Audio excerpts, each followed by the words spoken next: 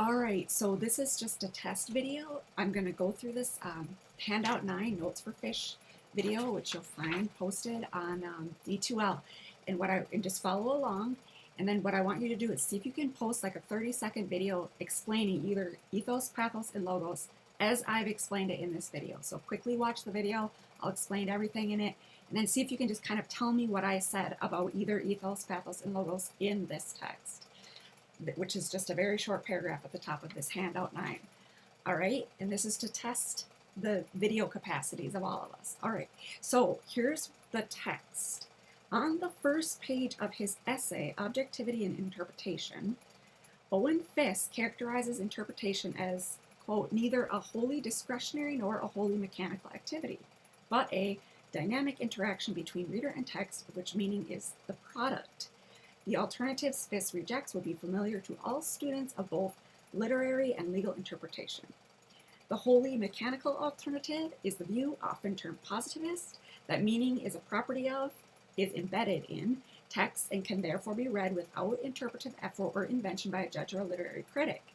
The wholly discretionary alternative is the opposite view, often termed subjectivist, that texts have either many meanings or no meanings, and the reader or judge is free to impose or create, legislate, make up, invent whatever meanings he or she pleases according to his or her own whims, desires, parts, and purposes. That's the text. So, a summary. Notice this is just summarizing what he says. You should be able to do this really quickly. He's describing the wholly mechanical view, opposing it to the wholly discretionary view, right? And then he goes on, actually, it's not in here, but the rest of the paper to talk about those two things. So he's setting it all up. Some assumptions, okay? This is really important to get at. This is a lot of this. Notice that the way the opening paragraph, that's the one I just read, is written, assumes that when we read a text, we are after something called meaning. Okay, what is meaning? A lot is going on with that. And then the other assumption is that meaning, whatever it is the best way, and I'm assuming this, I could be wrong, but I'm assuming that he thinks it's the best way to describe what we're after when we're reading a text, because that's what he says in it, right? He repeats that word meaning. We're looking for meaning.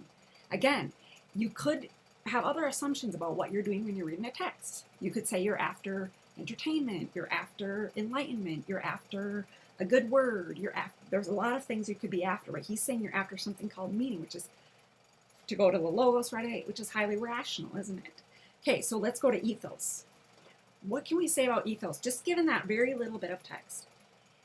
I thought some of the things that I thought of right away is he mentions, just by mentioning this, students of both literary and legal interpretation, he's showing that he cares, at least on some element, on some level, about these two groups of people, and probably considers them to make up a lot of his readers.